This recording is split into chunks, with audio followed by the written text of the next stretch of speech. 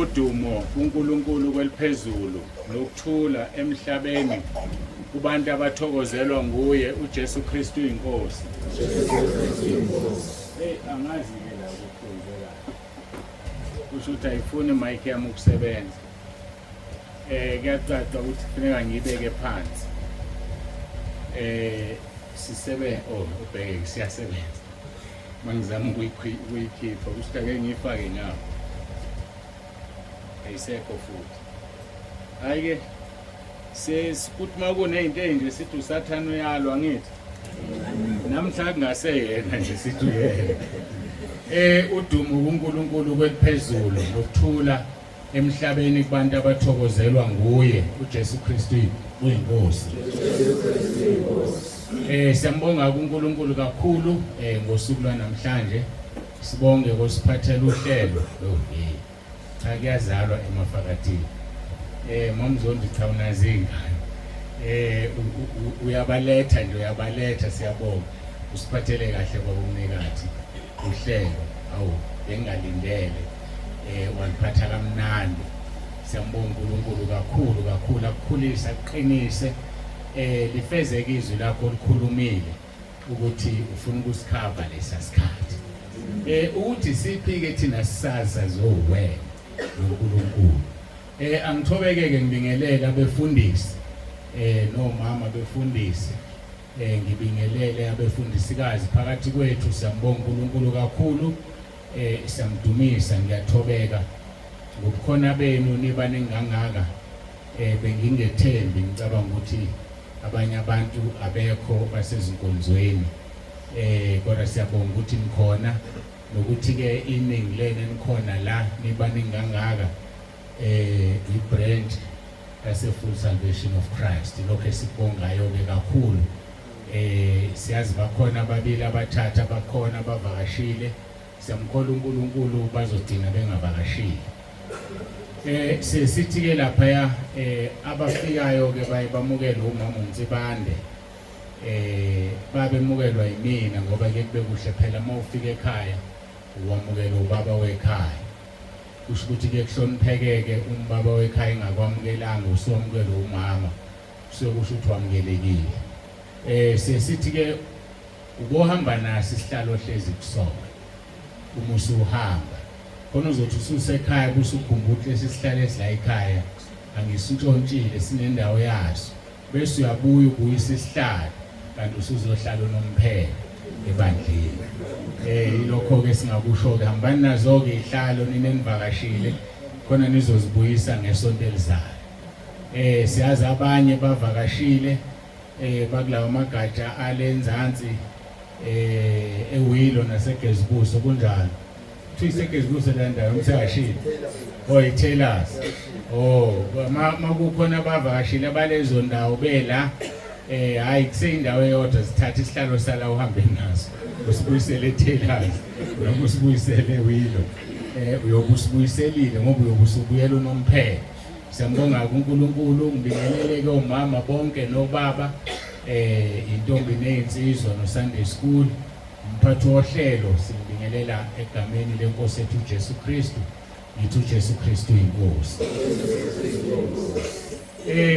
Hayi siyabonga ngithanda ukucacisa enye indaba ngoba ungathi uMahlabisa Mkhize akacatelwanga kahle ngoba ngimzwa ngesho mhlawumbe ucateliwe wasehlule ngokuyibeka. Ngathi nimzwile ukuthi uthe umhlalene okuhlungu ade buzo. Kodwa izolo mayesesuka la akaphindanga wabuza. Ukhohlwe ukuthi ukhulekeliwe la. Ilonto esalile. Ayibeke obala nje. Sesajwayela ke. Sifana nabantu mabegula beya kudokotela. Umuntu uye athi yazi lo dokotela lo uvele wanginika amaphilisi nje akangijovanga nokungijova. Siyakuthanda ukujova ngithi.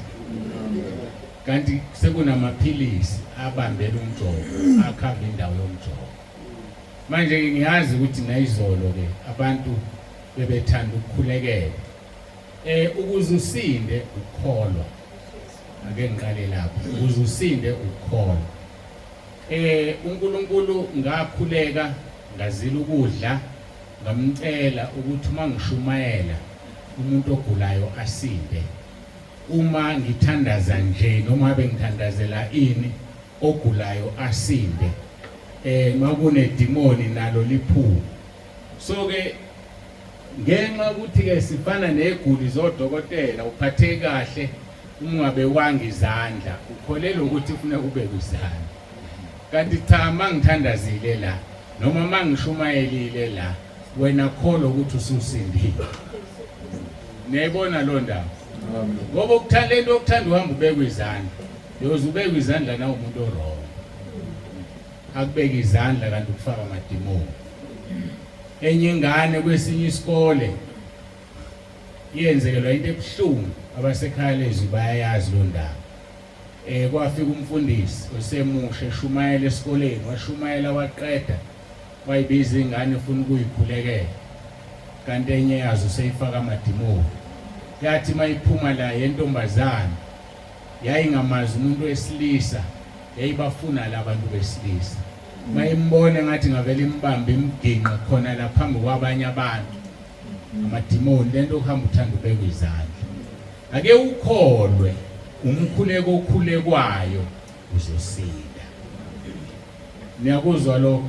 Sikhulume ngamadoda anothoko izolo. uJesu wabeka izandla, wawakhulekela, wathi nje hambani eveza kuba priest, babe sekuphelile. So ziningi indlela wena okwakho kholwa uNkulunkulu uzokusiza. Ngisakhuluma ngobufakazi engabuthintanga ngaphatheka kumnikazi wami. Ubaba umnikati obela ephethe uhlelo ukhulume ngoJesu ongena einsimbini. Ungena noma yikuphi, wangena emlilweni nabangani bakaDaniel. Kunendaba engayixoxela umama uNsibande, siyomcorrecta mangayixoxi kahle. Kunesosha wayifunda naye elalihlushwa ngenxa yokukholwa kwalo.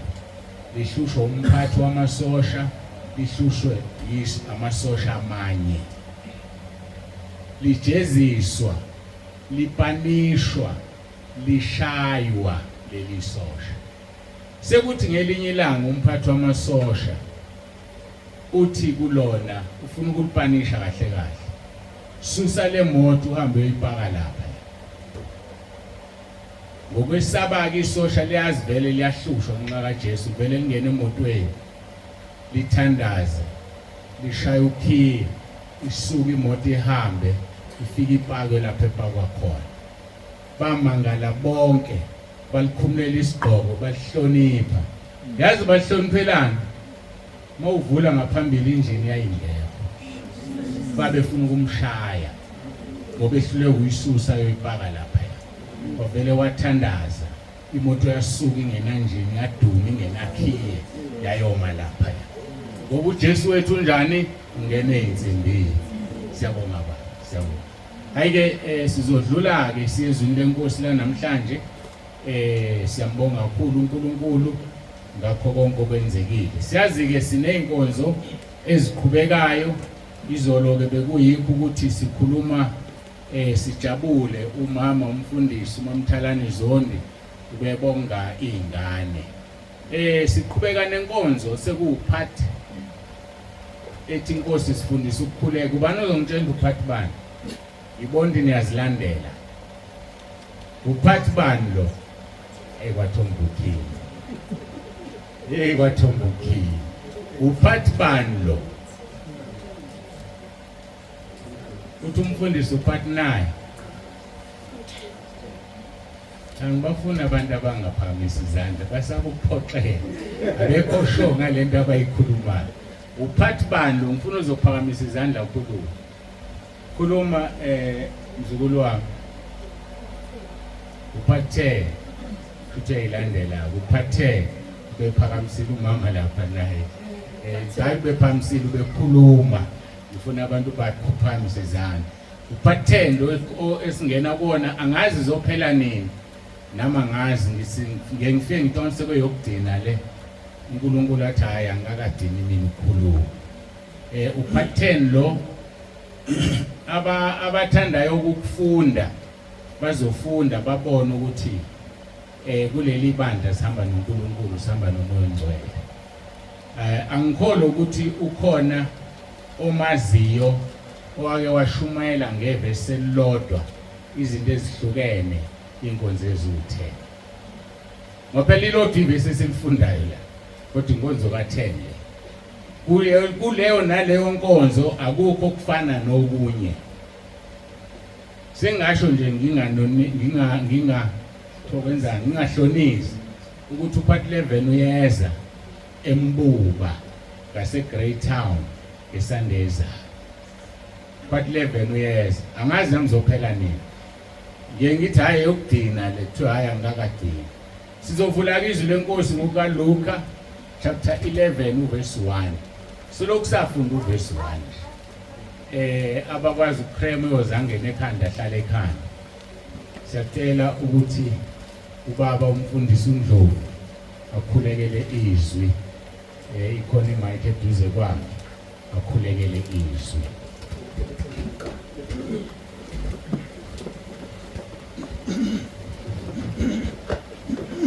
Baba egameni lika Jesu Kristu. Baba wethu Jesu siyabonga. Ngakho konke Nkosi Jesu osenzela kona. Yingakho Nkosi Jesu Baba ongcwele. Baba Nkosi kuLuka 2:14 zisho ingilozi ithi udumo kuNkulunkulu udumo kuNkulunkulu beliphezulu nokuthula kubantu emhlabeni abathokozelwa nguye. Iculo leli elaculwayo Nkosi zingilozi kufikile ukhanya emhlabeni efikile uJesu. Haleluya, amen. Emncane, haleluya, zabakhanyisa nxa zonke. Khanyisa Nkosi abelusi bese eMpumalanga bafikela ukwesaba novalo. Zathi ningesabi ngoba sizobikela indaba ezinhle. Kuzoba khona ukuthokoza okukhulu okuzoba khona kubantu bonke emhlabeni ngegama lika Jesu Kristu. Baba wethu nathi sikule ndawo. Baba wethu kufikile ukhanya kulesi sigodi sakithi. Baba wethu ongcwele ufikile ukhanya kunguKristu Jesu. Baba wethu ngokuthuma baba umuntu wakho. Baba wethu esuke entabeni ezikude kangaka eRichards Bay. Baba wethu azofikela azokhanyisa ivangeli. Baba wethu siyakubonga moya ingcwele kubilona lawo. Baba wethu babona amandla esazavula izwi ngegama lika Jesu Kristu. Baba wethu alalele athobeke baba phenduke ngegama lika Jesu Kristu. uJesu Kristu inkosi. uJesu Kristu inkosi. Amen. Lefa lethu lidinwe ezulwini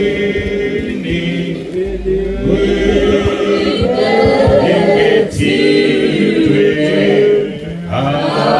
amasela lona. Sizofunda ke kuLuka chapter 11 sofunda uverse 1. Kufundeka ke kanje: kwathi ekhuleka endaweni ethile esedinile, omunye wabafundi bakhe wathi kuye, Nkosi, sifundisa ukukhuleka njengokuba uJohane naye wabafundisa abafundi bakhe. Nkosi, sifundisa ukukhuleka. Isihloko ke salezi inkonzo sesikhulumile ke kusukela ku part 1 upart 10 lo ngokudinwa inkosi, upart 11 embuba ngeSunday elandelayo. Umkhuleko ke usemqoka ngendlela eyisimanga kumntwana kaNkuluNkulu. Ngoba ngomkhuleko sixhumana noNkulunkulu ngoJesu Kristu inkosi yethu. Kanti la emhlabeni thina sixhumana ngamafoni. Kodwa masifuna izulu sixhumana naye ngomkhuleko, ulayina ugcwale. Ayikho network esiphazamisayo, ayikho load shedding. Noma isiphi isikhathi uma ufuna ukukhuluma naye uyakwazi ukukhuluma naye. Okwakho nje yena ekamelweni lakho uguqe, yena obona ekusithekeni uza kukuvuza. Indlela ke osemqoka ngayo umkhuleko empilweni yekholwa ngiufanisa nenhliziyo yekholwa kumoya. Ikholwa elingakhuleki lifile alinayo inhliziyo. Njengomuntu uma ingenayo inhliziyo usuke efile. Ngakho ke nekholwa ngaphandle komkhuleko lifile. Ake ngikubuze nje umkhuleko, ngikubuze nje ukuthi udineni nokukhuleka. Ube honest empilweni yakho. Mhlawumbe udine ekseni uvuka. Mina ke ngizokutshela ukuthi uma udine ekseni uvuka, kusho ukuthi unenkinga, uthi uJesu ngimemnyango uyangqongqotha.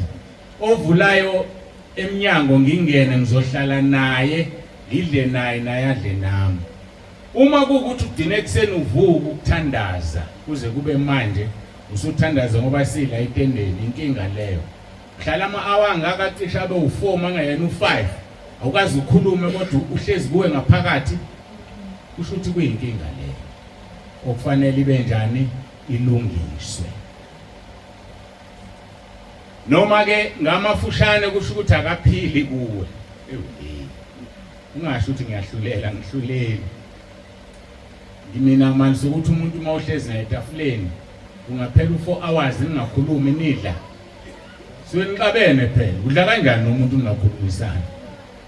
Uthi ungena kuwe ahlale nawe adle nawe. Uma edla nawe usho ukuthi nihlala ninjani nixoxa. Manje ningaxoxi khona inkinga ekhona. Inhliziyo ke yekholwa umkhuleko umthandazo. Ngiyafisa nibambe lento ngoba ikhona la izothi uqina khona bese mawungayibambanga manje uyalahleka. Inhliziyo ukuze ikwazi ukusebenza ngendlela efanele idinga oxygen. Ngiyathemba ukuthi abezempilo bazongivumela umfundisi wala ekhaya usebenza kwezempilo. Inhliziyo idinga ioxygen ukuze isebenze. Uma ioxygen ingekho inhliziyo iyama umuntu afe. Zothola abazalwana abaningi babulawa ukuthi ayikho ioxygen. Ukhona wona umkhuleko, ikhona inhliziyo, bayathandaza kodwa bathandazi la bezophendulwa khona ngoba ioxygen ayikho. Yini oxygen? Ioxygen izwi. No. Ioxygen ukholwa ngoba icontainer yeoxygen izwi nakho. Ibambe inhliziyo yekholwa umkhuleko. Ioxygen ukholwa. Bese kufuneka icontainer yeoxygen ngoba uma nje manje ngistruggle ukuphefumula. Ngisho ngabamba amathawula nezinto nithi ngiphefumule ngeke ngiphefumule. Kufuneka leya oxygen ezofika ngecontainer bese kumbozwa amakhala ami ingene le oxygen. Isinze njani inhliziyo iyasebenza. So kusho ukuthi kufunekani ke icontainer. Yini icontainer na? Yizwi likaNkulunkulu. Lezi zinto zontathu ngifisa ukuthi uzibambe ngoba ziwukhiye walenkonzo yethu. Inhliziyo umkhuleko, ukholwa ioxygen, izwi icontainer yeoxygen. Umpostoli Paul ke uyayicacisa le ndaba. Abese thomunye kanjani ngaze ngilibone igama leoxygen eBhayibhelini. Uqinisile ukwazi ulibona, uzolibona namhlanje. Uzolibona lilento esengiyichazile. Mawubheka izwi lenkosi abase Roma 10 qala kuverse 14. Lithi noma mhlambe ngingakacacisi futhi ake ngidizelele. Umkhuleko inhliziyo, ioxygen ukholwa, ioxygen container izwi. Uthi ke umpostoli Paul kwabase Roma 10 verse 14. Kepha bayokhuleka kanjani kuye abangakholwanga uye na? Ngoba ukwazi ukukhuleka ungakholwa uye. Uma ukukhuleka kuyinhliziyo ayikwazi ukusebenza ioxygen ingekho. Uma ioxygen ingukholwa. Bayokhuleka kanjani kuye abangakholwanga nguye na? Bantu abaningi bayakhuleka baphendulwa ngoba bakholwa. Ngihlala ngilicaphuna ku Hebrews 11 verse 6. Othi ngaphandle kokholwa kukho ukumthokozisa uNkulunkulu. Kodwa uthokozisa ukuthi oza kuye akholwe ukuthi ukhona number 2 ngumvuzo walabo abamfunayo. So mawukhuleka ungakholwa umkhuleko wakho ufile. Nawe njengomzalwane ufile. Ngoba kusho ukuthi inhliziyo ayikho, uma ikhona ukhuleka endaweni errong ngoba ukholwa. Futhi ke akwazi ukuthi uyithole le oxygen ngoba kusho ukuthi izwa ulifundi. Ngoba ukholwa kuza ngezwi. Aya ke siqhubeke ke no verse 14. Kepha bayokhuleka kanjani kuye abangakholwanga nguye na? Bayokholwa kanjani abangezwanga ngaye na? Izoba khona kanjani oxygen lingekho izwi eliyicontainer yeoxygen? Uzozwa kanjani? Ingakho uthola ukuthi uma ebandleni kukhulunywa inganekwane abantu abaphenduki ukuphenduka okubasezulwini. Abantu baphenduka babe izinhlanya zabazalwane. Yeyinjani inhlanya zabazalwane? Ilaba abantu laba bangaliqondizwi ozothola ukuthi mhlambe ngaphambi kokuba ngisukume ngize la kade khala amakhwela kushiwo amen haleluya ngoba kudunyisa umuntu akudunyisa umnikazi wezwi. Ngithi ke mina lokho ke bazongixolela ngoba ngikhuluma endaweni ezwakalayo esobala ku YouTube ukuhlanya kwasekukholweni lokho. Ngoba uma umuntu ephuma la umbuzo uthi inkonzo ibinjani uzothi bishisi. Kodwa uma umbuzo uthi kuthiweni akazi. Ngoba kade kuqhuma amen no haleluya ukhala amakhwela kukhona man of the hour kukhona man of God. Lingekho izwi. Ingekho icontainer yeoxygen abantu bafile. Abantu bafuna ioxygen abantu bafuna izwi alikho. Athi umpostoli Petro Nkosi soyaphi basuka kuwe ngoba amazwi okuphila kuwena. Uthi ke umpostoli Paul ebhala oholomo yakhe uNkulunkulu bazokhuleka kanjani bengakholwanga nguye na? Bazokholwa kanjani bengezwanga ngaye na? Abesethi bayokuzwa kanjani kungekho oshumayelayo na? Ngoba kusashunyayelwa abafowethu sekufunwa imali. Kukhulunywa ngeprosperity, kukhulunywa ngokunqaka imshado. Yazi kodwa umuntu angazi ukuthi ungamthini. Khohliseka kalula. Khona umshado onqaka emoyeni. Ake sixoxe le. Indoda inqaka emoyeni. Makoti wakho umnqaka emoyeni. Uyopheshula umoya ahambe. Lezi ikhe zemoto ezinqakwayo ozonqaka isikhe semoto. Yizo lezi zisidalela ingozi emgwaqeni ngoba imoto zamadimoni. uNkulunkulu esimkhonzayo uyayazi into oyifunayo uthi funani umbuso kaNkulunkulu nokulunga kwakhe. Matthew 6:33 konke okunye uzokunezela kuwe.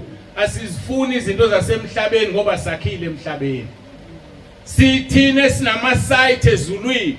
Siconcent ngokwakhe imention yasezulwini ngoba siyadlula emhlabeni asinandaba. Gijima ke wena uyonqaka mina lana nginayo umshado enqaka emoyeni. Umshado utholakala kumnikazi womuntu ozokunika umuntu amdalela wena. Mina nginaye ngoba ngikwazi ukudala umuntu. Bantu ke bayakhohliseka kalula indaba na anifuni ukufunda iBhayibheli. Awukazuzwe nakweyodwa indawo eBhayibhelini kunqakiswana emshado. Kodwa kuyakhulekwa. Abraham ethuma inceku yakhe yofuna unkosikazi kaIsaka. Yaphuma yahamba iphethe izinto zokulobola igolide nesiliva. Thema ifike emfuleni yathandaza. Yathi uNkulunkulu Jehova ngibonise loyo onkosikazi wenceku yakho. Wathi ngizombona ngokuthi enze lokhu nalokhu. Yafika intombazane yakwenza wabona ukuthi naye uyakhulekela unkosikazi uyakhulekela umshado uyakhulekela indoda ayinqakwe emoyeni ngoba izothathwa umoya. Bayokhuleka kanjani kuye abangakholwanga nguye na? Bayokholwa kanjani abangezwanga ngaye? Bazozwa kanjani engekho shumayelayo na? Yabona ke lo musho lo uyicala. Mhlawumbe uhlezi la phansi nje ubiziwe. Kufanele uhambe uyoshumayela. Laba bantu kufanele ubashumayeze, baphile, bathole icontainer, bathole oxygen, bakwazi ukuzikhulumela noNkulunkulu njengoba ungashumayeli nje ukuthi bazoshunyayezwa ubani. Luyenza usuku lokwahlulelwa sizobona imhlolo. uNkulunkulu uzokukhombisa ujenge lwabantu beshaya ulayini bebheke esihogweni. Akubize ngegama athi uyababona bonke laba bantu mhlambe bayi1000 mhlambe bayi1,000,000 ubani wazini. Athi laba bantu ngangidalile emaphakadeni bawuphenduka kushumayela wena. Awuzange ushumayele ujoyine lo line ubalandele esihogweni. Hawu Nkosi angifebanga mina. Angizange ngitshontsha ngenzanga ukuthi nokuthi yebo kodwa intando yami awuzange uyenze. Igazi labo ngilifuna kuwena. Follow them and you shall follow suit. Lilaleli izwi likaNkulunkulu njengoba enza uIsaya ku chapter 6 ebone uJehova wazikhalela uIsaya wathi maye kimi engindebe ezingcolile ngihlezi phakathi kwabantu abazindebe ezingcolile. uhlezi phakathi kwabantu abanjani wena? Yazi ukuthi ngeke ulibone izulu ngokuhlala phakathi kwabantu abazindebe ezingcolile. Ngeke ukwazi ukungena ezulwini ngoba nezakho zidina zingcolile. Mayifika umuntu ehleba wenze njani nawe? Qhubeka la idina khona uyahleba. Kwathi lawo Isaya evuma khona isono sakhe ethi maye kimi ngokuba ngibonile uJehova ngihlezi phakathi kwabantu abazindebe ezingcolile nezami ezingcolile. uNkulunkulu wathumela elinye lamaserafi lathatha ulahle elivuthayo ngodlawe altar lalibeke emlonyeni wakhe la kungcole khona indebe kodwa lishonga ukuthi indebe zakho zingcwele lathi lokhu kususile ububi bakho zihlanzewe izono zakho. Uthi uIsaya emva kwalokho ngezizwi lithi siyothuma bani na ubani oya kusiye. Nginenkinga ke njalo mangikhuluma ngalelizwi ngoba angazi ukuthi uIsaya walizwi izwi ngoba esevuma izono zakhe lalikade livele likhona engalizwa noma lalivele lingekho kodwa limbize futhi alimbizi ngqo limbize ngoba esevuma izono zakhe. Yayibona indaba ongavuma izono uzolahlekelwa isibusiso. Kunezinto ongezuzizwa zasezulwini ezivinjwa ukuthi isono sakho siwudonga. Isaiah 59 verse 1 and 2. Ndlebe kaJehova ifinyeziwe, sandla sika Jehova sifinyeziwe ukusindisa nendlebe yakhe inzima ukuzwa. Kodwa ubuko okuhlukanisa umuntu noNkulunkulu. Lungisa indaba yakho noNkulunkulu ukuze ulizwe izwi lakhe likhuluma nawe. Ngoba ngiyakutshela impela uyobalandela athi uNkulunkulu ngangidala ukuthi bashunyayeze wena. Awuzange ubashumayela. Mhlawumbe uyashumayela kodwa ukakayi la uthunywe khona. Uthini uJesu kuPaul? Uthi suku uhambe uye endaweni ozoshumayela kuyo ngoba uzohlushwa ngenxa yegama lami. Hayi kushumayelena kumnandi ngifuna ukusho. Akumnandi kukhona ukuhlupheka. Ngoba nawe umhluphile uJesu udla izono. Hamba uyomhluphekela umshumayeze uletha abantu kuyena. Lithi ke bayokuzwa kanjani kungekho shumayelayo na? Bayoshumayela kanjani bengathunyiwe na? Bazothunywa kanjani? Sekusho mina kalikho lelo la. Bengavumile izono zabo. Ngoba ukwazi ukukhipha umuntu emuka nomfula nawe umuka nawo. Umkhipha kanjani wena? Bayathanda abantu ukuzibona bengcwele. Abanye bahambe baze bavumisa izono ezababakaze bazivuma. Hayi akazi nomnyango uthi uvunywa kanjani. Ngakho nomuntu ukafike naye enze lento engafanele ukuvuma isono. Usivuma njengoba wasenza. Khona abantu abathanda ukuthi ngiyacela Nkosi ungithethelele zonke izono zami engizenzile. Azivunywe izono zonke kanye kanye ngoba uzenzanga kanye kanye. Usivuma ngasinye ngasinye ngoba usenze ngasinye ngasinye. Manje umuntu ongakazi azivume zakhe uyabadedela abantu basho njalo abese yathandaza athandaza ukuthi sithethelelo zonke izono. Hayi awukwazi ukwenze njalo. Uzozivuma ngasinye nje ngoba usenze ngasodwa. Athi ku verse 16 kaRoma 10 kodwa balalelanga bonke ivangeli ngokuba uIsaya uthi Nkosi ngubani owakholwa ngesikuzwileyo na? Ngoba ayisizoshumayela impela khona kodwa kubona bonke abazozwa ngoba kubona bonke abadalelwe inkazimulo kaNkulunkulu.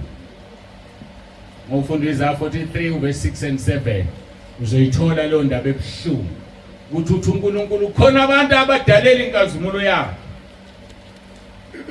Kanti nayo indaba kaJuda nje isobala iyasikhombisa ukuthi wayengadalelwanga izulu kodwa wayidalela ukuthi thina singene ezulwini ngokuthi anikele indodana kaNkulunkulu. Bubuhlungu lobo bazi lolo lwazi lokwazi ukuthi awudalelwanga izulu. Mawufunda lapha kwizenzo lithi izwi leNkosi bakholwa bonke ababedalela ukuphila okuphakade ngoba khona abangakudalelwanga ukuphila okuphakade. Funda abaseThesalonika besibili chapter 3 verse 2. Lithi ukukholwa kusikholwa kwabantu bonke. Qaphela ungazibambezeli ngomuntu ongesikhono wakhe ukukholwa. Bese udina ulahlwa ngoba uzibambezele ngomuntu ongesikhono kwakhe ukukholwa. Kodwa yodwa into engiyithanda ngoNkulunkulu noma engakudalelanga izulu yodwa into agotshwa ngayo. Kodwa yazi ukuthi uNkulunkulu uyagotshwa. Yodwa into agotshwa ngayo. Mawufunda izwi lenkosi nandi libaleka. Mahubo 51 verse 17. Uthi uDavide umnikelo ongawudeleli inkosi inhliziyo yaphukileyo nomphefumulo odabukileyo. Yabona ke noma ngabe izwi la olidalelwanga ngifuna ukukutshela ukuthi namhlanje mawukwazi ukukhala kuNkulunkulu emkhulekweni wakho ziyashintsha izinto. Zashintsha madoda aseNiniva u120,000. Lisho njalo iBhayibheli kwakuyidolobha elikhulu. Othi mawulihamba ngenyawo uhambo lika 3 days. Ngilazi ukuthi lingakanani lelo dolobha. 3 days uhamba ngenyawo imini nobusuku. Silala elikhulu lelo dolobha. Wathi uNkulunkulu John hambeni eNiniva ubatshela ukuthi in 40 days ngizobabhubhisa. Sikiyeke ukuthi waqale washonaphi kwenzakalana. Lithi izwi lenkosi uthe eqale ngene eNiniva eShumayela. Bezwa inkosi yakhona yakhipha ingubo zobukhosi, yagqoka amasaka, yamemezela ukuzila ukudla. Ngoba yodwa into egoba uNkulunkulu esesithathile isinqumo inyembezi zakho. Wadina nini ukukhala ukhuleka na? Wadina nini ukukhuluma noNkulunkulu ukhala inyembezi? Siyawabonga amadoda anjengomnikazi obephethe uhlelo. Athi kunezinto athi mayikhuluma ngoNkulunkulu kuvele kufika inyembezi. Lezo nyembezi sigeza imkhuleko, lezo nyembezi izona ezosetshenziswa kwisambulo ukuthulula ulaka emhlabeni kuleminyaka ewu7 selahlwa ithu ibala. Sesahamba nabathanda sihambe nabo. Ngakho ke iba umzalwane okhalayo uNkulunkulu hleze ulidalelwanga izulu ngenyembezi zakho uzoshintsha izinto. Yakhala inkosi yathi angabikho umuntu odlayo nengane enganiki ubisi encelayo. Ngisho nesilwane esifuyiwe singaniki ukudla.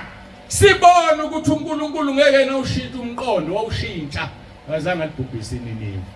Ngokushintshwa into eyodwa ngenyembezi zakho. Yona ke into ezokusiza leyo. Lithi izwi lenkosi verse 16 abalilalelanga bonke ivangeli ngokubuyizayo uthi inkosi kubani owakholwa ngesikuzwileyo na? Athi verse 17 engimthandayo ngalokho ke ukholwa uvela ngokuzwa, ukuzwa kuvela ngezwi likaKristu. Ukholwa uvela ngokuzwa. Esithe ukholwa ioxygen. Oxygen ifika ngecontainer eyizwi likaNkulunkulu. Mhlambe wena ulinikiwe izwi kufanele ukushumayele ebantwini. Uyalishumela yini na? Noma uligodlile. Yosha nabo laba bantu.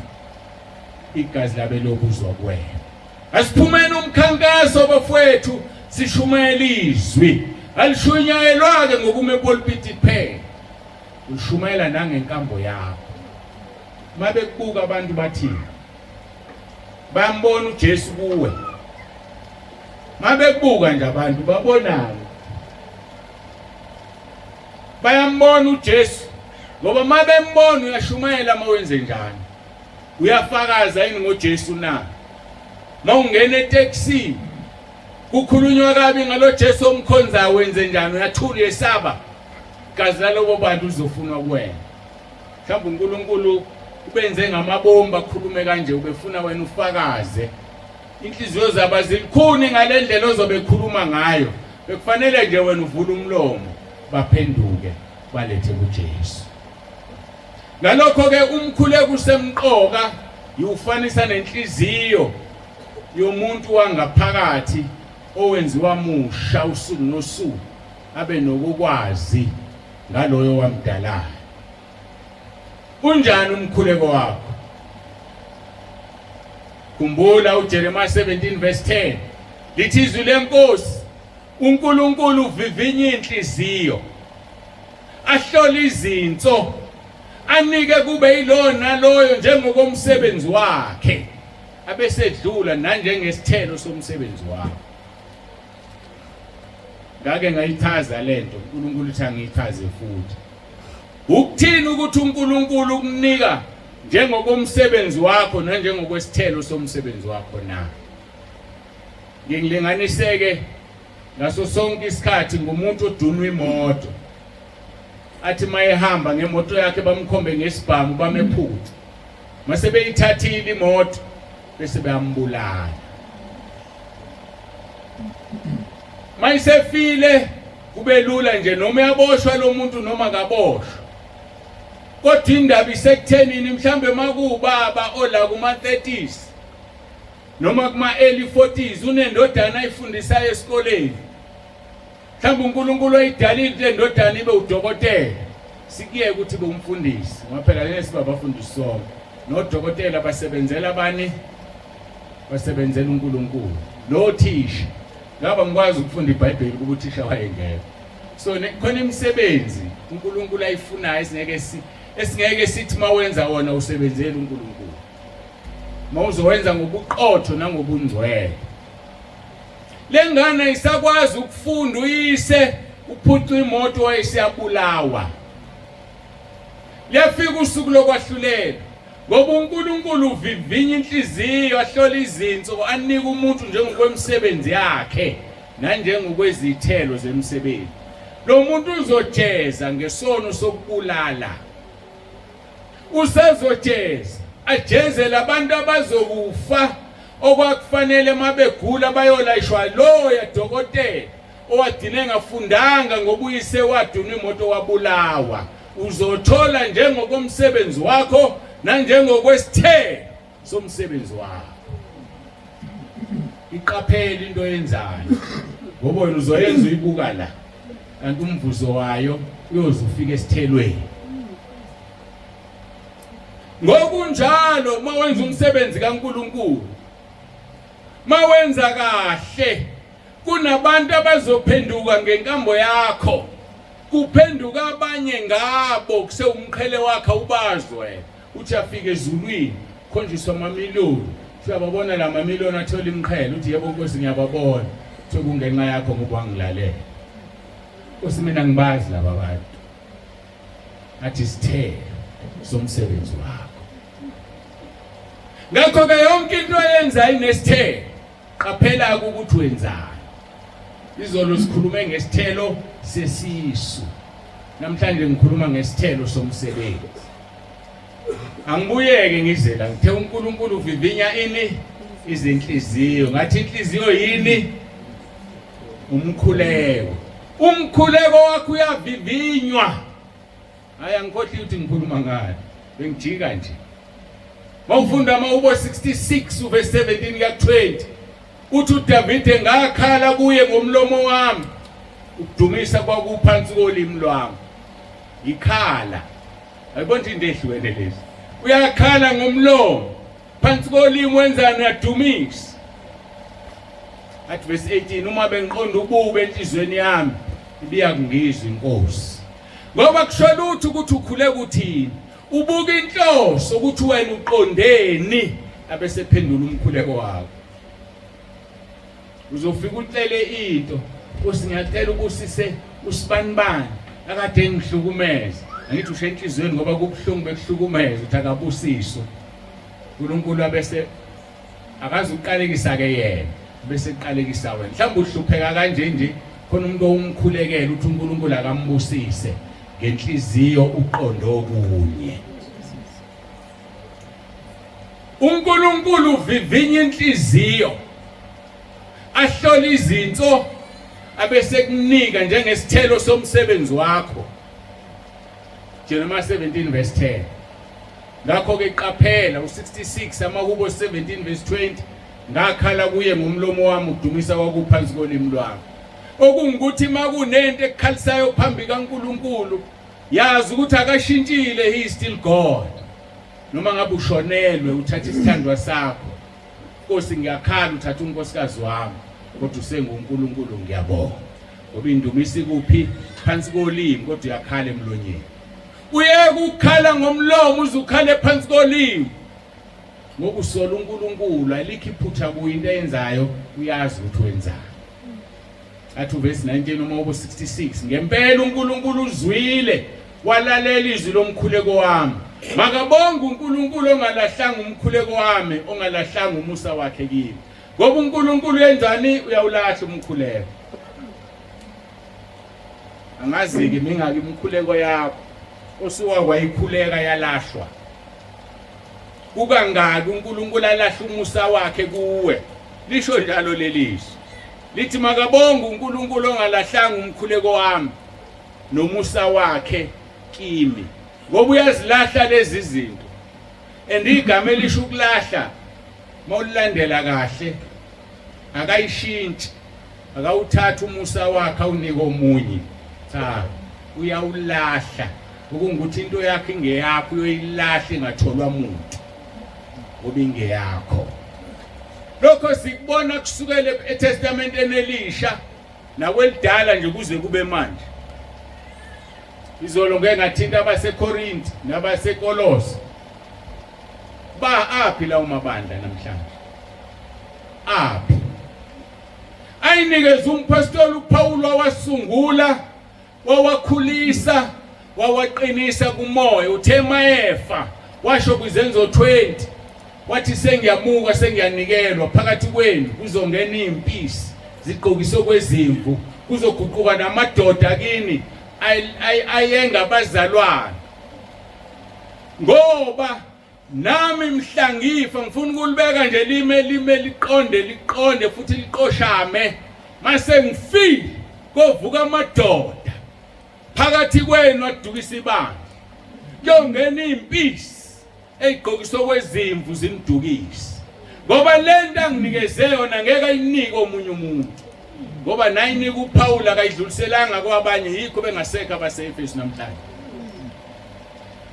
abaziyo-ke ngangingekho bathi la mabandla esiwabona ingeziwamemeza uyawazi akhona phakathi kwethu abasunguli bawo kuthiwa uma bengavuka namhlanje bazophika bathi akusilona lele ngalishiyayo mina ngisho ubaba uBheki ngoba uChilize ubaba uNgidi ngoba lento uNkulunkulu ayinika bona ngeke ayinike omunye ngoba uthi uDavide makabonge uNkulunkulu ongalahlanga umkhuleko wami nomusa wakhe kimi ngoba uyawulahla umkhuleko womuntu awulahla umusa akawunike omunye umuntu kodwa inkingi isekuthenini thina siyahlupha sibambelela kumuntu sikhohle ukubambelela uNkulunkulu angimnika ithiphu mhla ngihamba uma lobe ngakahlwithi ibandla anothandaza umkhuleko nithi Nkosi usivusele bani okuphi ngoba ngeke bekhona la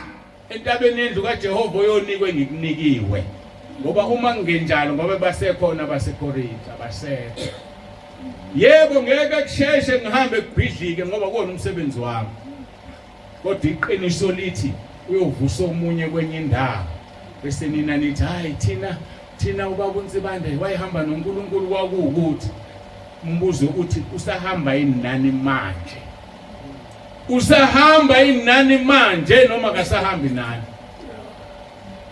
siwabonile amabandla etusa abasunguli umbuzo uthi njengamanje izinto ezazenzeka kukhona usibanibani zisenzeka yini ngoba masingasenzeki kusho ukuthi uNkulunkulu akasekho ungakubeka ngendlela ofisa ukubeka ngayo God is no longer there kazimulo kaNkulunkulu isukile lokho akusho ukuthi ibandla lesihogweni ngoba mawukholwa ukholela umuntu omphambi kwakho kodwa yazi ukuthi uhambile nento abeyinikwe uNkulunkulu Nkosi usivusele bani kodwa ngeke amvuse entabeni hayi ungadideki ngeke amvuse entabeni mina-ke ngizokutshela nje iqiniso ngoba izwi ngiyalifunda ungiphile uNkulunkulu izwi nokuthi ngikuchaze ngiyemangaliswa abantu-ke abafisa ukuchazelwa amaphupho ekhaya lezwi asinalo bafowethu ikhaya lamaphupho sinekhaya lezwi umuntu onephupha akaguqa uNkulunkulu akuchazela nginikwanga ngokuchaza amaphupho ngoba ngabe sisekhala amaphupho. Iphupho alizukufaka ezulwini kodwa iphupho liyakusa esihogweni. Asidluleke sikhuluma ngomkhuleko. Kunesimo kumele ube kuso uma ukhuleka. Ezinkonzweni ezidlule sikhulume ngamaphuzu awu7. Sikhulume ngamaphuzu awu6 elika 7 namhlanje. Elokuqala sithi kufanele uma ukhuleka uthethelele ungakhuleki unegqomu. Mark chapter 11 verse 25. Okwesibili uma ukhuleka iba nesibindi inhliziyo ingakulahli. Ngoba uma ulahlwe yakhe inhliziyo kusho ukuthi vele umkhuleko wakhe awufike ezulwini ngoba wena ungcolile. 1 John chapter 5 verse 14 and 15. Phuzu lesithathu ukholwa ukuthi into oyikhulekelayo usunayo. Sisishile ukukholwa ukuthi kuyini. Matthew 21 verse 22. Phuzu lesine ungangabazi. IkaJakobe chapter 1 verse 5 kuya 8. Ngoba uma ungabazi ufana nedlambi lolwandle lipheshulwa umoya. Umoya mawuqhamuka enyakatho lishona eningizimu. Umoya mawuqhamuka empumalanga lona lishona entshonalanga. Ngakho ke kubiza ukuthi uma ukhuleka ungangabazi. Phuzu number 5 ungakhulekeli into ozoyichitha ezinkanukweni zakho. Noma yini oyitelayo ubozibuza ukuthi yini uNkulunkulu azoyithola kule nto engiyitelayo. Mayingekho ezozuzisa uNkulunkulu vele ukhohle ngoba ngeke uyithola. Hayi vele ukhohle nje umkhuleko wakho uhlola uvivinye nawe ungazuvivinye uNkulunkulu. Uzotholana uNkulunkulu kule nto oyitelayo na. Mayingeze uthola lutho forget. Ngeke uyithola impendulo. Mina ke ngizokutshela. Ngiyamthanda uNkulunkulu wangibiza sengimdala ngiyikhehla nginasikhathi sokudlala ukukhona. Ngoba ngiyazi insuku zami sezincane. Phuzu number 6 ungazenzisi mawuthandaza. Njengoba abantu bezenzisa befuna ukubonwa sesikhuluma kakhulu ke ngaleli phuzu. Sithinta nezilimi abantu beqhumisa izilimi epulpit singahunyushwa. Lithi izwi lenkosi uma ukhuluma izilimi zihumusha. Mazingahunyushwa thula. Hamba uzikhuluma wethu egamelweni lakho. Sikhathela abantu lobezosikhulumela izilimi kanti bayasethuka. Phuzu number 7. Nangingathemelezi yilele sokhuluma ngalo manje. Isiyaphela inkonzo. Sonke lesikhathi bengikhuluma ngobumqoka bomkhuleko. Phuzu lokugcina number 7. Nawe ungazicabanga ukuthi sekuyinkonzo yokugcina kanti cha. Phuzu lokugcina. Ngoba number 7 usho ukugcwala nokuphelelisa. Sense of fullness and completeness. Ngakho ke ziwu7 izinto kufanele uma ukhuleka uziqaphele uze umkhuleko wakho uphendule. Uthi kuMathewu 6 verse 7 and 8 kodwa nxa nikhuleka ningathemelezi njengabezizwe ngokuba bathi bayakuzwiwa ngokukhuluma kwabo okuningi. Ngakho ke maningafani nabo ukubuyisho yakwaze nikuswelayo ningakakuceli kuye. Ngesikhathi sanda uqala ikhaya lezwi ngangidedela imkhuleko. Kwawunabazalwana ababekhuleka ngiyuthathe ngufake ekhaya lezwi. Bathi uNkulunkulu iyeke lonto. Ngeke nje ungaphindi uyenze. Niyabona imkhuleko ayifaka. Ngoba kunabantu abazocrema imkhuleko. Kunabantu abazobhala umkhuleko bawufunde. Khona sizobancoma. Qhamuke nomunye ekhaya lezwi. Athi ngicela lo bekhuleka la ninginike inamba yakhe ngoba ukholelo ukuthi uyena ozomkhulekisa kangcono kanti lo muntu ushinta kade eyibhalile awusuki kumoya umkhuleko khona wakwaletha umkhuleko u30 minutes yilapho kasho khona uNkulunkulu wathi ungayifaki lento angikho mina kulomkhuleko ka30 minutes ngoba emva kwalokho khona uzokhuleka i-hour ukuthemeleza lokho. uNkulunkulu akafuna umuntu akhuleka athemeleze ngoba wazi ungakaceli ukuthi ufunani uthemelezelani pho wenzela abantu ufuna ubonwa abantu khona uzothandaziswa njalo ebandleni lakho engathandaza umambana esitela umambana asikhulekele abanye beze beshaya mangakhulekanga ubani hayi ngathi mina ngiphume enkonzweni ufuna ukuba nakhuleke kanti ngoba uyigabhu umkhuleko wakho ujika la kusilini lithi ke kodwa nxa nikhuleka ningathemelezi njengabezizwe ngokuba bathi bayakuzwiwa ngokukhuluma kwabo okuningi ngakho ke maningafani nabo ngokuba uyihlo yakwazi nikuswelayo ningakakuteli kuwo khumbula uma unomoya kaNkuluNkulu unomkhulumeli unomnxuseli asikho isidingo sokuthemeleza ngingasho ukuthi ukukhuleka umkhuleko omude kuyisono ufuna ningizwe kahle uJesu wawukhuleka John 17 umkhuleko kaJesu unamavesi amaningayo futhi uma ungawukhuluma nje ufunde uzobona ukuthi mude kangakanani indaba yonakala uma umuntu esephinda amagama usiyathemeleza ke lawo uma usakhuluma into entshe emva kwenya uthemelezi ukuthemeleza akusikhona ukukhuleka umkhuleko omfushane nje kuphela nomuntu ungawukhuleka kodwa ungathemelezi ngoba uphinda into eyodwa niyangizwa kodwa ngifuna ningaphumi la nithi umuntu masethiwa akhuleka vele asho into ka 5 seconds athi sengithandazile cha khuleka ngomoya ngoba uNkulunkulu esimkhonzayo ungumoya umoya uhola ukhuleka u2 hours uholo umoya ngoba umoya ongcwele umkhulumeli nomnxuseli wethu lisho njalo izwi kwabaseRoma 26 verse 26 no 27 lithi ngokunjalo nomoya uyasiza ebuthakathakeni bethu ngokuba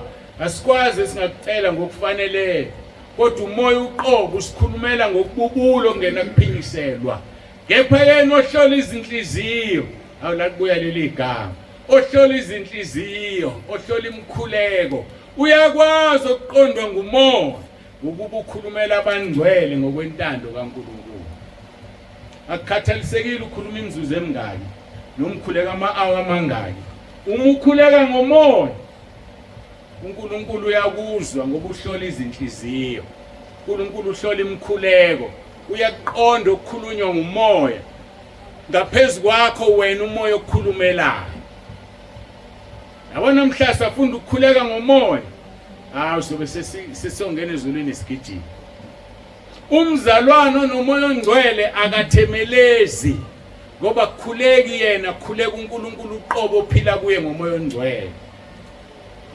umzalwane othemelezayo usengozini yokukhuluma izwi elizocasula uNkulunkulu hayi ngifuna uphinde ungizwe umzalwane othemelezayo usengozini yokukhuluma izwi elizothukuthelisa uNkulunkulu abese ngawukhuleka umkhuleko wakhe angawuphendula angadini ngongawuphendula bese kushaya ngoba usumthukuthelisiwe sisakhula sibancane unogogo owayesikhulisa esigada obaba nomama beshumayela wayekhuleka loya gogo la uNkulunkulu esengibiza wangifundisa ukuthi ngingambizi ngegama elingekho ezwini lakhe ngambizi ngegama elingekho ezwini lakhe baveke wavuleka kwakuningi ngaze ngizosho kuphi ngeke kuwe kukhona le ngoma eniyaziyo eniyithandayo enithi moya ongcwele uyisithandwa sakho likhona igama eBhayibhelini elithi uNkulunkulu uyisithandwa sakho likhona mbizelani ngesithandwa sakho aliyona ihlamba kodwa umbizelani ngesithandwa sakho ngoba isithandwa sakho yilo wasemhlabeni sumdimothile wamenza wasemhlabeni umbiza ngesithandwa sakho wayethi ke logogo mayikhuleka wena uNkulunkulu osigoloze esimehlabomvu usigoloze esimehlabomvu wayethi naye wayethi memcabanga emsaba usaba igoloze ezimehlabomvu usebiza uNkulunkulu yabona ungakhuleka uthemelezi uzushiya igama usuthuka uNkulunkulu abese vela athanjani lamehlaba kusuthini wena Maphela uNkulunkulu yikho konke kubo bonke lithi izwi lenkosi amehlo kaJesu avutha amalanga bomlilo kodwa kayisona isigolozo esimehla kuwo. Hayi uthi ke umshumayeli ungabi namawala ngomlomo wakho nenhliziyo yakho mayingasheshi ukukhipha izwi phambi kaNkulunkulu ngokuba usezulwini wena usemhlabeni ngalokho amazwi akho mawabe ingcosana. Ngoba uzosho into umthukuthelisi abese yakushaya. Awabe ingcosana amazwi akho. Kholo umoya kaNkulunkulu ungathemelezi mawukhuleka. uEliya nabaprofeti bakaBhali besentabeni yaseKhameli bakhuleka abaprofeti bakaBhali kusukela ekuseni kwaze kwabanini semini. Nayizwa kodwa lonto ngakhuleka kusukela ekuseni kuze kube semini. Sithi semkhosini nje sesingasho sonke lesikhathi siyakhuleka. Bakhuleka abaprofeti bakaBhali lapha kumakhosi okuqala chapter 18 verse 26. Lithi izwi lenkosi bayithatha inkunzi abayinikwayo bayilungisa balibiza igama likaBhali kwasekuseni kwaze kwabasemini ngokuthi Bhali siphenduleni kepha bangakhozwi nophendulayo wayengekho. Ngani na babiza igama elirong. Angazi ke nawe noma nawe ubona isigolozo esimehla bonke. Biza igama elirong. Ungalibiza igama elirong. Mangaphazami ngithi Deuteronomy noma Exodus angisakhumbula. La lithi igama lithi izwi lenkosi igama likaNkulunkulu elinye ngumhawu. Ngoba unomhawu. He is a jealous God. So ke wothandaza usho njalo ba umthu uNkulunkulu wami mhawu. Awungenzela u1 2 no 3 uzokwenzela ngoba igama lakhe lisezwini. Ngeshwa nje ukuthi nakho mhlawumbe uMamtsibande angalibheka kodwa kangazi ngoba naye ulalela inkonzo. Ngoba sengimnikeza itask enzima. Mayithatha ifone alibheke uzokwazi ukulithola. Lisezwini uNkulunkulu ngumhawu. Ibuye ngabe isavuma ke lento. So ke akhetha amagama wakhulumayo uNkulunkulu ngambizi ngegama akangesilona.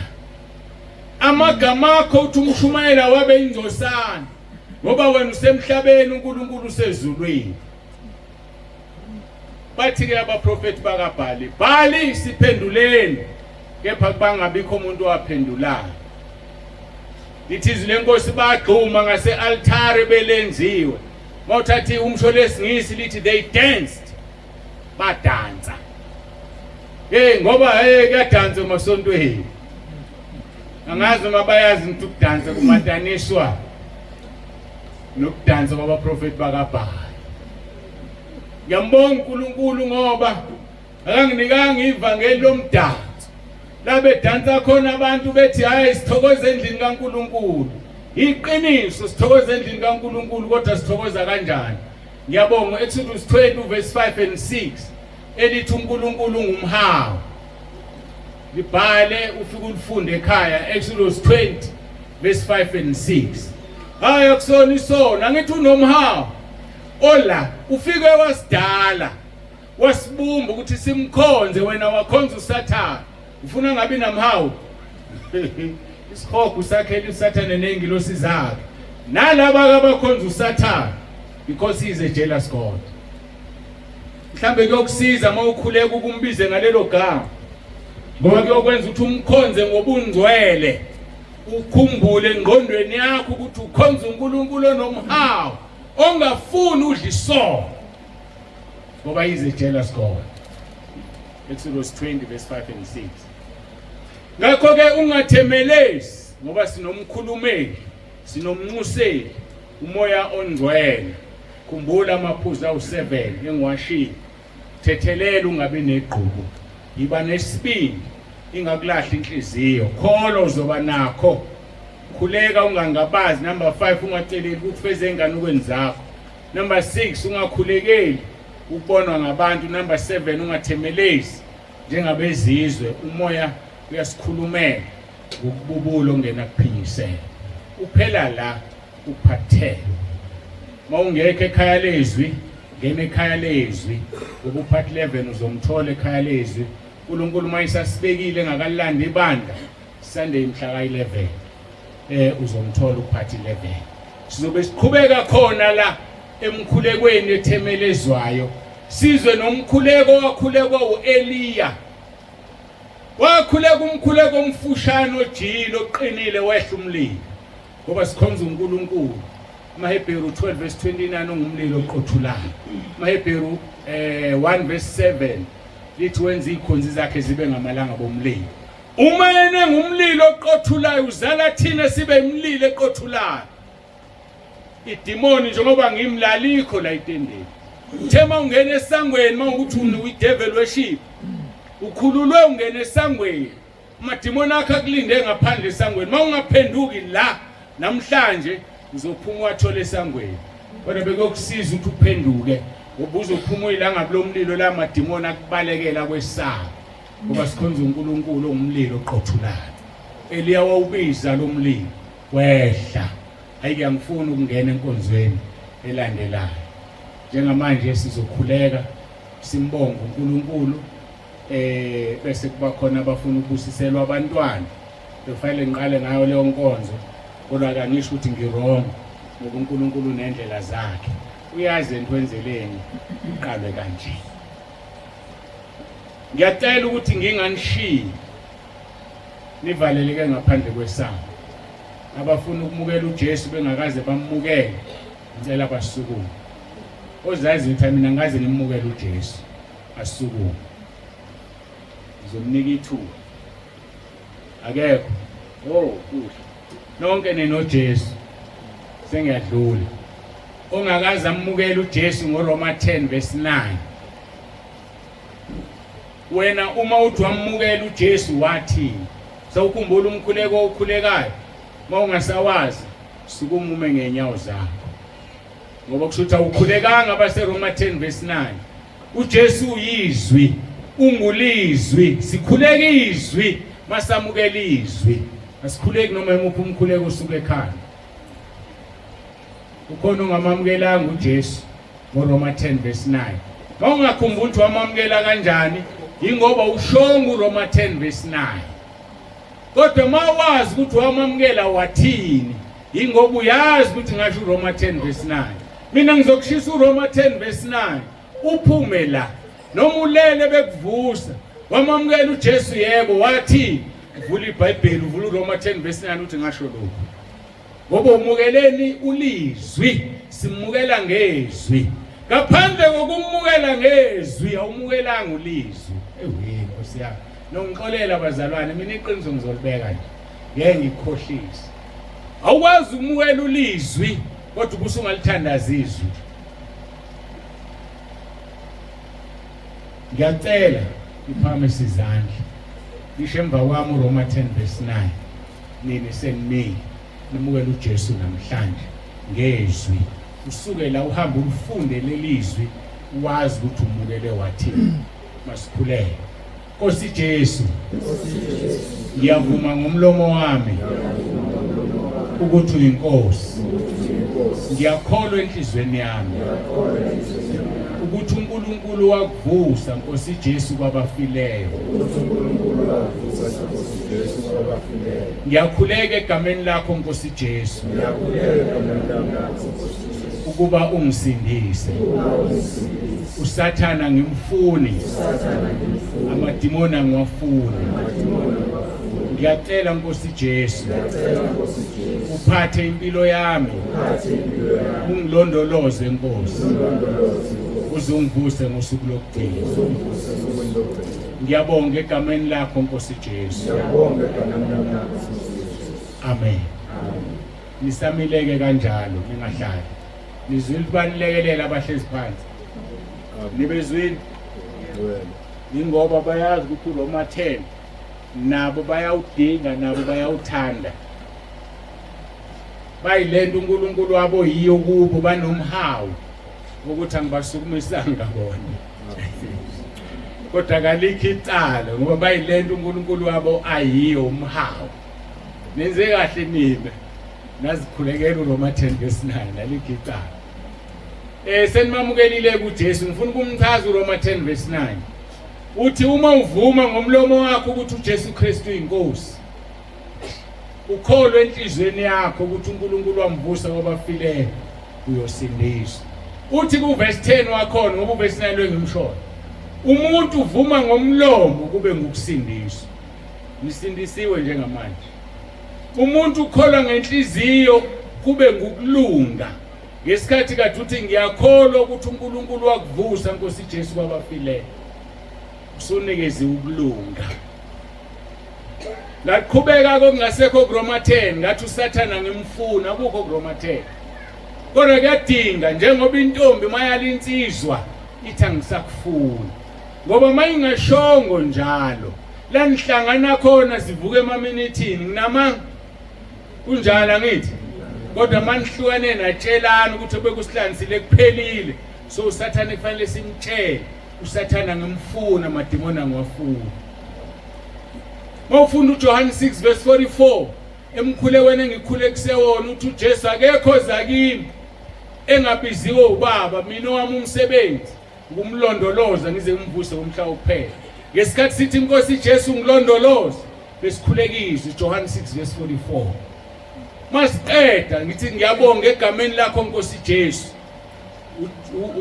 uRoma 10 verse 13 othi okhuleka egameni lenkosi yosindiswa so wonke lo mkhuleko uyizwi mina kangikhuleki into engiyonizwi ingakho uNkulunkulu mangikhuleka uyangiphendula sengisindisiwe ke mina nonke kodwa kunabantu ababili ke emhlabeni ufuna ukuyicacisa leyo khona abantu abadalela ukuphila insindiso khona abantu abangadalelwe ukuphila insindiso njengeselelesi iselelesi sawuvuma uRoma 10 engekho singamazi sathi Jesu uzungikhumbule embusweni wakhe sasivuma ukuthi uJesu unombuso akekho umuntu onombuso engeyona inkosi ngamanye amagama savuma iselelesi ukuthi uJesu uyinkosi wathi namhlanje ngizoba nawe eparadise so mawusukhuleke lo mkhuleko uphuma la wehle car accident uzongena ugijima ezulwini kodwa umqhele ngeke uthole ngoba awunqobanga lutho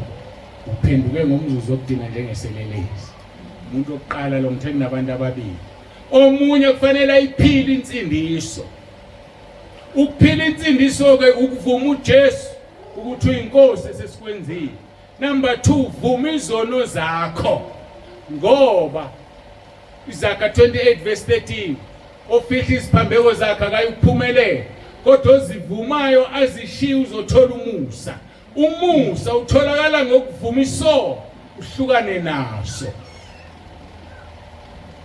bese okwesithathu mayibuza uNikodemu uthi uJesu mongazalwa ngamanzi nangomoya ngeke ungene embusweni wezulu angithi udalela ukuphila insindiso wena uzovuma uJesu uvuma izono zakho ubhabhadiswe gcwaliswe ngamandla kaMoya oNgcwele bese uyaphila uyamkhonza uNkulunkulu ukuze ungene ezulwini so kunabantu okufanele bavume uJesu namhlanje bagoduke kunabantu okufanele bavume uJesu namhlanje bamphile nabathathele izitephi sesengishilo ngakho ke seniyezwa seniyaqonda ngicela ukunikhulekela ke nonke nini phakamisani izandla baba egameni lika Jesu ophilayo namba abantwana bakho sebekuvumile bathi inkosi njengoba washo kuleso selelesi wathi namhla ngizoba nawe eparadise ngiyakhuleka Nkosi ukuba uma kuukuthi ukhona oselungela ukuye ekhaya angene ezulwini ngamasango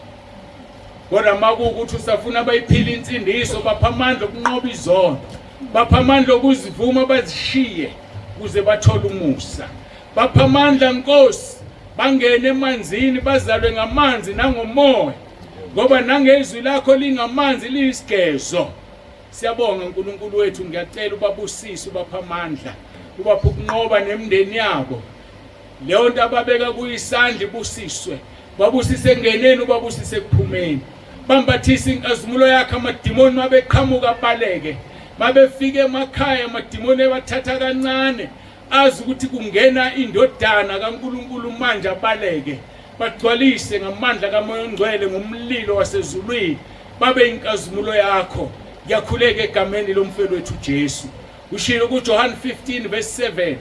Wathi uma ngihlala kuwe namazwi akhe ehlala kimi. Uma ngihlala kuwe namazwi akhe ehlala kimi ngocela engikuthandayo ungenzele. Namhlanje ngikucelayo yilo mkhuleko. Ngiyacela uphendule ngabo bonke laba abamile manje. Siyakubonga Nkosi kunikeza udumo uJesu Kristu inkosi. Amen. Siyambonga ke kakhulu uNkulunkulu seningahlala. uNkulunkulu nani, uNkulunkulu uyanithanda. Sikufanele ngene enkonzweni ukubusisa abantwana. Cela ningiqalele iculo sengikhathele kodwa ke ngizoqhubeka. Ngoba umama ukuze ayivale le video yakhe nami ngivale ku WhatsApp ngishintshe ngibhale izinto kufanele ngiyibhale. Ngicela ningiqalele iculo ke badumise uJesu Kristu inkosi.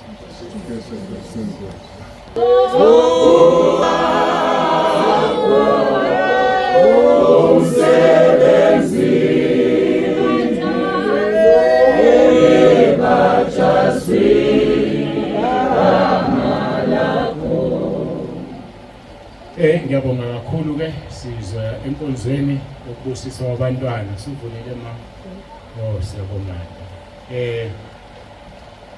Ngicela ubaba sizwe umnikathi asikhulekele inkonzo ukubusisa abantwana. Ambi mic ke baba ukhuleke.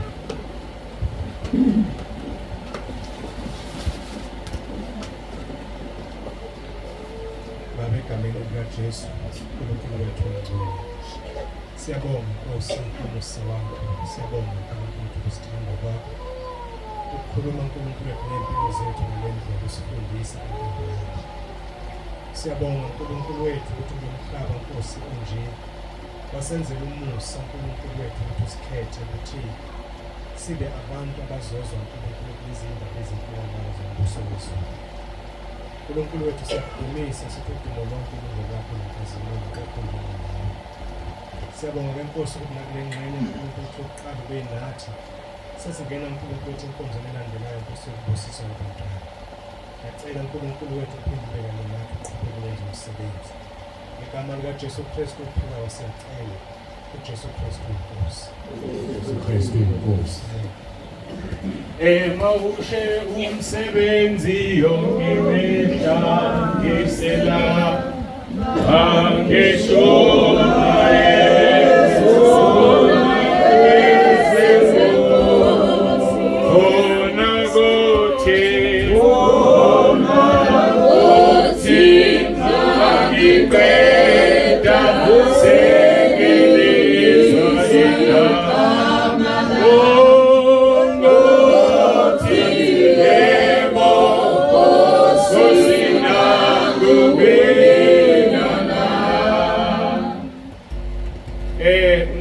Don't ukhona wedwa noma hamba nobaba.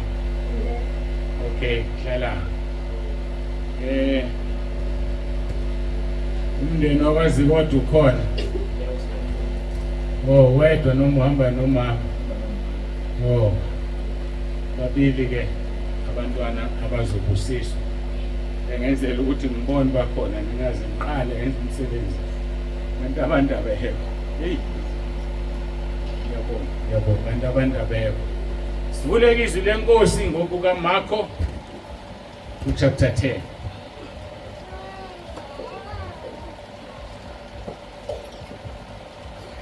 Ngiyashisa la ngikho. Sengiyocela ke ngokuzayo. Masifike ehlobo kanje sijwayele ukufika kumakhazi emafakatini sigodolo. Ukuthi abaze banganakake. Abaholi bami basemafakatini. Ukuthi le yemisho emva kwami ifeke ngiphephethe ngemuva ke bengconywana ukujuluka nje manje nje ayimanzi ke lungileke. Marko chapter 10 sofunda verse 13 kuya ku 16. Khona baletha kuya abantwanyana kuba baphathe yepha abafundi babakhuza kodwa uJesu ekubona wathi ukuthela wathi kubo vumelana abantwana beze kimi ningabanqabeli ukuba umbuso kaNkulunkulu ungabanjalo. Ngiqinisile ngithi kini lona loyo ongamukeli umbuso kaNkulunkulu njengomntwana kasoza ngena kuwo.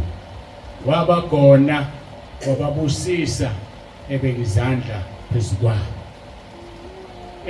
Angikholwa ukuthi benikhona enkonzweni yayizolo uma beningekho nilalelile ekhaya lezwi ngoba sikhulume kakhulu ngabantwana. Lokho kwenza ukuthi angizugxila kakhulu manje ngoba kwenzeni yayizolo ikhavile ukubusiswa kwabantwana. Uverse 15 uthi uJesu lo naloyo ongamukeli umbuso kaNkulunkulu njengomntwana kasoze angena kuwo. Entweni zizonke izondayo uNkulunkulu enye yaza izonda kakhulu ukukhonona. Ingane ayicomplain noma ngithi umntwana akacomplain. Umntwana esedlulile esigabeni sokuba umntwana eseyingane uyacomplain. Ake ngichazeke ngoba abanye abawazi umahluko phakathi kwengane nomntwana. Umntwana kusukela enganeni esanda ukuzalwa mhlambe singaze siyoyibeka ku 2-3 years abantwana labo. Ngaphezulu kwalokho mayisiqala ukukhuluma isicomplain isikutshela mina ngikufuni lokho.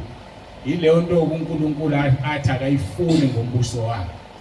Umuntu ongamukeli umbuso kaNkulunkulu njengomntwana uthi kasoze angena kuwo ngoba embusweni kaNkulunkulu kungena abantwana. Angithi nathi la emhlabeni sinesizwe sakwaZulu esibizwa ngabantwana. Ngeke ulidle ifa lakwaZulu ungesiyena umntwana. Kubiza ukuthi ube umntwana nefa lasezulwini ngeke ulidle ungesiyena umntwana. John chapter 1 verse 12 lithi izwi lenkosi bonke abamamukelayo wabapha amandla ukuba babe ngabantwana. Ngeke ungene ezulwini uma umbuso ungawamukeli njengomntwana. Fikathi uNkulunkulu angiyifuni lento. Uthi wena kubhaliwe eBhayibhelini.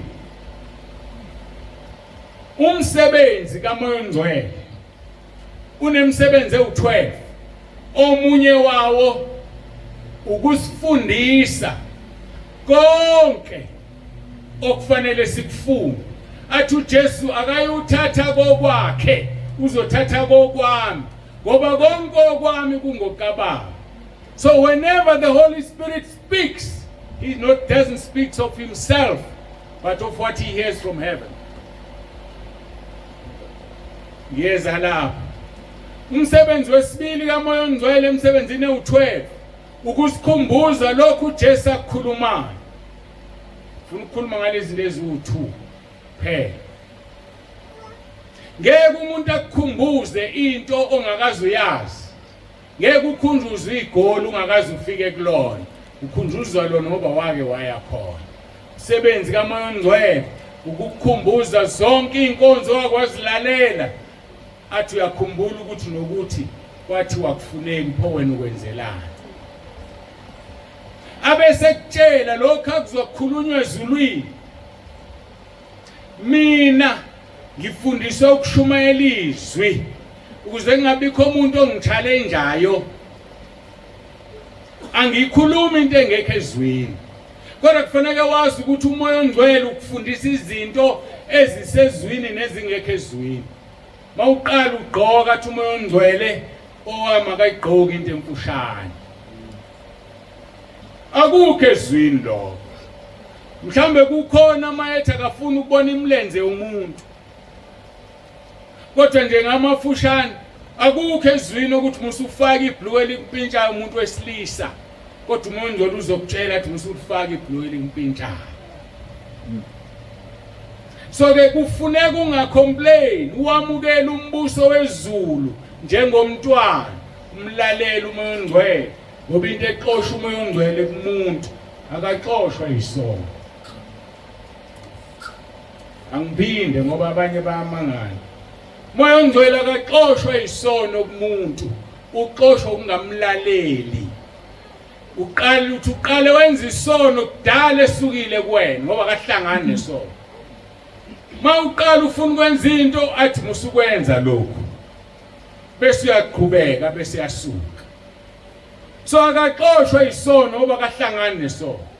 Uxoshwa ungamlaleli ngoba uyakhuluma. Ngakho ke mawumzalwane ocomplainayo kubhalwe eBhayibhelini ukuthi sebesitshela ukuthi ke manje kubhalwe uyophaphama esihogweni. Funeka wazi ukuthi khona izwi likaNkulunkulu leli esilifundayo, ukhona izwi likaNkulunkulu eliyi-voice. Kodwa ucela uNkulunkulu akuphe umoya wokuhlukanisa, ngoba noSathane ukhuluma ngevoice. Ukwazi ukuhlukanisa izwi, ivoice kaSathane nekaNkulunkulu. Ngakho uNkulunkulu akamfuni umuntu ongawamukeli umbuso wezulu njengomntwana ocomplainayo. Kubhalwephi ukuthi eBhayibhelini? Asihambi ngeBhayibheli kuphela, sinomoya ongcwele osilawulayo ositshela ukuthi asenzeni. Mina mangimla ngizokutshela ukuthi izwi lithi, bese umoya ongcwele uyaqhubeka ukukhulisa ukufundisa. Kodwa ngeke akufundise uma engahlali kuwe. Ngeke ahlale kuwe uma ungavumile izono zakho. Njengoba ngikhulume ngo-Isaya, that moment u-Isaya evuma isono sakhe sokuba nendebe engcolile, walizwi izwi lithi siyothuma abani na ubani uyakusiyela. Khona abantu abangimangalisayo ababiziwe baze bathunywa. Beze ukubizo yebo ngaluzwa ngoba uNkulunkulu uyakwazi ukukubiza ezonweni. Kodwa uthunywe nezono. Hayi ngiqala ngawe mina ngikwazi lokho. Ngoba nami wangibiza ngisezonweni. Kodwa kazange angithume zingakavunywa izono. No Paul kwenze kokufanayo. Mawufunda kuActs 22 uyakhuluma uPaul esamtshela uJesu ethi uzamthuma uvuma izono zakhe. Uthi ngangikhona uStefane ebulawa ngangigodla impahla zakhe. Ngangibahlupha abazalwane ukuvuma izono lezo. Abantu abazi ukuthi Paul wavuma izono, bamelene nokuvunywa kwezono. Paul wazivumisa izono kwizenzo 19. Lithi izwi lenkosi beza balanda ngeziphambeko zabo base beqoqa impahla amabhuku bawashisa. Before zishiswe impahla bavuma izono kuPaul. Webazalwane, ngazi iBhayibheli silifunda silibhekise phansi. Khona abashumayela ivangeli abathi izona zivunywa. Ziyavunywa izono. iBhayibheli igcwele lonke ukuvunywa kwezono. Kusuka le emuva koJoshua izono zavunywa. uJobe zavunywa izono. uJobe. Ngofunda uverse 42. uNkulunkulu ukhuluma nabangani bakaJobe uthi hambani nekuJobe niphathe inkunzi noma inkabi ezu7. Yena ozonikhulekela ngizovuma ubuso bakhe bese ngimxolela. Ngeke akuxolele uNkulunkulu ngoba uyamcasula nezono zakho. Iya kumuntu odiliza udonga. Avuma ubuso bakhe uNkulunkulu bese yakuxolela. Mina ngazi abantu iBhayibheli bafunda kanjani. Uthi uJesu ilona loyo ongamukela umuso kaNkulunkulu njengomntwana akasoze angena kuwo. Umntwana momthatha umphosa phezulu uyahleka. Uyajabula, uya-enjoy ngoba uthembe bani umzalwane. Kodwa ingane thatha ingane na4 years uthi ayidlalisa ikhonza ngizowa malume ngeke ngizowa. Ayikuthembi. Yikho kuthiwa uma ungafani nomntwana ngeke ungene embusweni wezulu. Kodwa uma usukungena kwistage sengane kwelika moya usalungile usiyacomplain. Mzila umfundisi esethi kufanele athi phakathi kwethu hayi lo mfundisi akalungile. Uyahleba. Awuseyena umntwana uyingane, awusafuneke kuleli bandla. Ngoba ngeke ungene ezulwini kungena abantwana. Mawufuna ukudla ifa likaNkulunkulu fana nomntwana. Ngicela nisukume nina nibusiselwa abantwana ize ngaphambili. Ibakhulekele.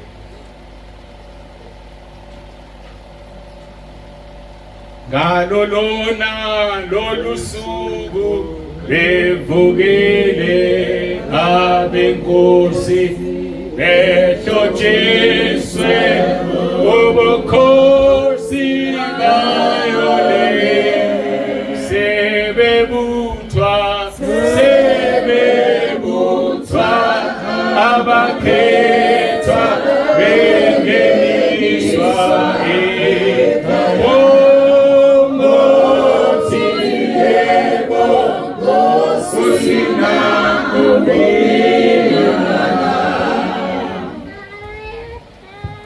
waqala kuyakhala. Ayabakakhala usazokhala. Ngegama likaJesu uthula usuke lo moya omkhalisayo. Ake nginikhulekelele. nawo wazume khona la eduze. Ngale ngaye lokho seseduze kakhulu. Baba egameni lika Jesu ophilayo. Ngiyakhuleka Nkosi izwi lakho. Wabathatha wabagona. Isazobagona nalaba. Ngiyacela Nkosi esakhe isandla sihlale phezulu kwalaba bantwana. Ngiyakhuleka uNkulunkulu wethu kuba laba bantwana babiyele ubagcina babusise. Ngegama lika Jesu Kristu Inkosi yethu. Ngikhuleka isibusiso phezulu kwalaba bantwana ukuthi bakhule balalela abazali, bakhule benze izwi, bakhule bakumele. Ngegama lika Jesu Kristu Inkosi yethu ephilayo. Ngiqalekisa imoya amadimoni phezulu kwabo. Ibafafaza ngegazi lakho ngithi Sathana unasabelo phezulu kwalezi ingane. Moya omubi phuma ngithumele esihogweni. Uyangcweliswa bayangcweliswa labo bantwana manje. Bakhulise Nkosi ubagcine, usiza abazali babo. Bakwazi ukubakhulisa ngezwi. Babakhulise ngoswazi sizwile izolo. Ngoba wena uzokwazi ukwenza indima yesithathu. Ungene enhlizweni zabo baguqule babe yilento Nkosi oyifunayo. Siyakubonga ke uNkulunkulu wethu siyakudumisa. Sithi uJesu Kristu inkosi. Babusise isandla sakho sihlale phezulu kwabo. uJesu Kristu inkosi. Amen. Ela ninginikezeke. Awu vele walala. uJesu Kristu inkosi. Ngiyakhuleka Nkosi ukuthi umbusise umbiyele. Amen. Wavuka. uJesu Kristu inkosi. Ngiyakhuleka Nkosi ukuthi umbiyele umgcine. Amen. Thula umkhulu ngeke akwenze lutho yes. Anginikezeke itifikethi zabantwana benu. Ukufakazi nje ukuthi babusisiwe. Uthando lwethu avumile Madonna. Usibani Elmo owenkosi Zibodwa. Nase ndatha wonke amagama nwaphingane. Hawu zikode onke amagama. Engabe nothini kwelandelayo. Sihlale uNkulunkulu abenana nidini siyabonga. Siyabonga uNkulunkulu kakhulu sesifikile emaphethelweni alenkonzo. Sesingavala nalapha ya ngicela ukuthi ke ngibuyisele kumphathi ohlelo. Ngiqoqe into zami nami la. Londolozwa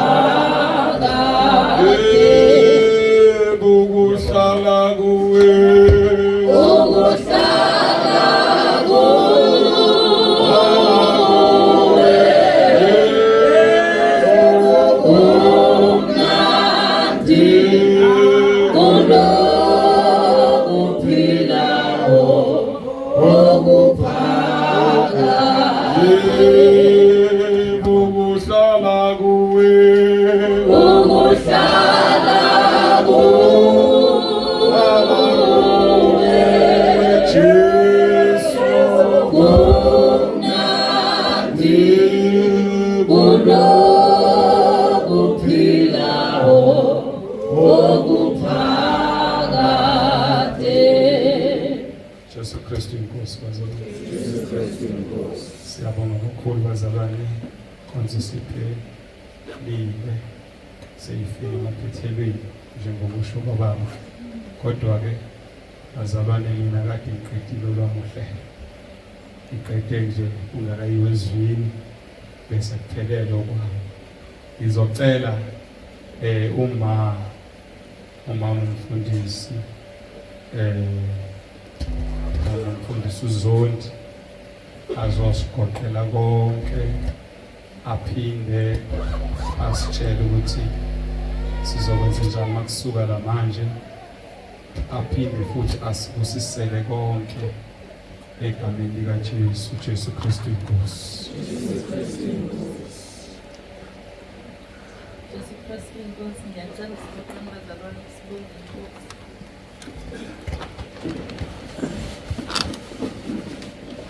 Baba, egameni elihle, igama lomfelezo uJesu Kristu, siyakubonga Baba wethu esezulwini, siyakubonga uNkulunkulu ophezu kwezinto zonke.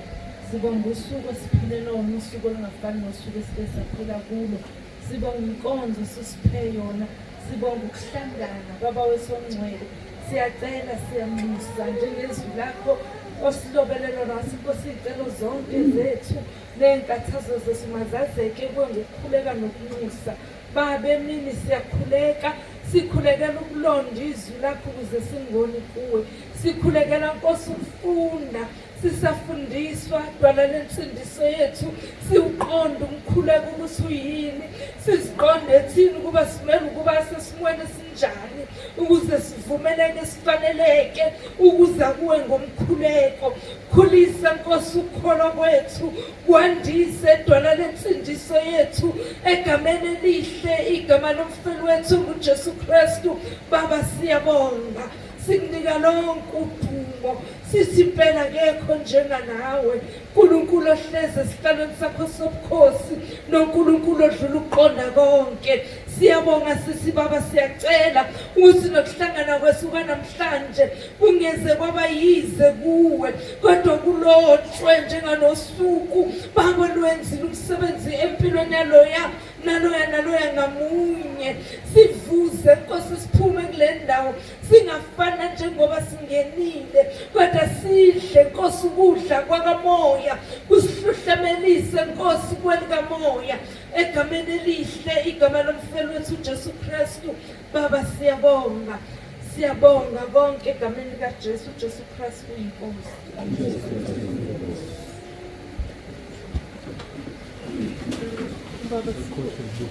Baba, sikusiseni inkosi. Sikhohle ubusisa ukudla. Uthenda umphathi ohlelo.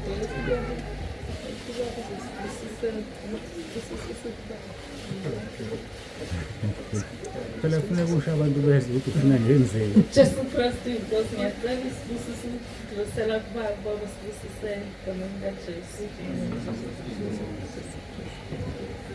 Sibuyela kwewamadolo ke bazalwane. Wathi uJesu yena esahamba emhlabeni wayiguqa amayikhulekela uyise. Yindaba thina singaguqi.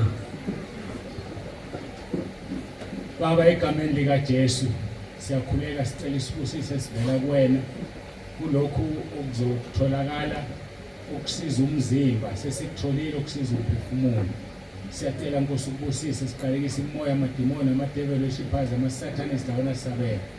Busisa-ke Nkosi labo obathintile bakwenza kwenzeka, ngoba siyazi ukuthi kunabazalwane Nkosi bathintile.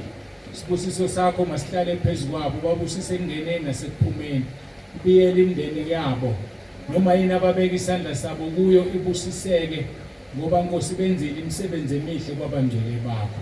Ushilo Nkosi kumaHebheru 6:10 wathi awusiyena uNkulunkulu odla amandla omuntu, ngoba Nkosi awukhohlwa umuntu lento ayenzela abangcwele bakho. Siyakhuleka ke Nkosi ukuthi babusise, busisa ukudla na wonke umuntu okhona ofikile, umusa weNkosi yethu uJesu Kristu ophilayo, nothando lukaNkulunkulu Baba, nobudlelwane bukaMoya oNgcwele, nokube naloyo phakathi kwethu sonke.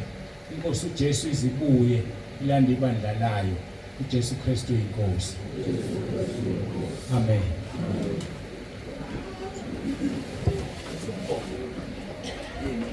Jesu Kristu inkosi. Ngiyakubingelela kwezamanye, ngiyacela ukubingelela ubaba, ngibingelela umama, ngibingelela